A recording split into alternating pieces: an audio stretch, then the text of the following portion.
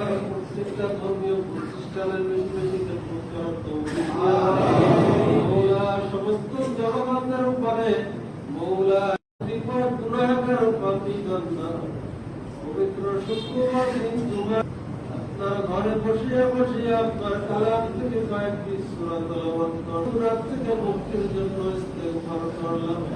ইয়া আল্লাহ, কিছু সালাম দোয়া কালাম ভুল ত্রুটি মাফ করে আপনি কবুল করে নেন। ইয়া জনাব রাসূলুল্লাহ আলাইহি ওয়াসাল্লামের রওজা মুবারকে পৌঁছায় দেন। আজ পর্যন্ত যত মুমিন মুসলমান দুনিয়া থেকে বিদায় হয়ে গেছে, এর হাদিয়া সকলের মধ্যে আল্লাহ খাস করে যাদের উদ্দেশ্যে আজকে দোয়ার আয়োজন করা হয়েছে, আল্লাহ সহধর্মিনী দেশ নেত্রী বেগম খালেদা জিয়ার রূহের মাগফিরাতের জন্য ওনার বড় সন্তান দোয়া চেয়েছেন। আল্লাহর হাদিয়া ওনাদের রূহে পৌঁছায় দেন।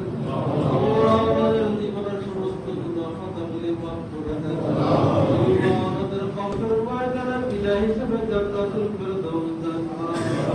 ইয়া আল্লাহ, ইয়া আল্লাহ, জিবর রহমান সাহেবের ছোট ছেলে দুনিয়া থেকে বিদায় হয়ে গেছেন, ওরা জব করে দেন।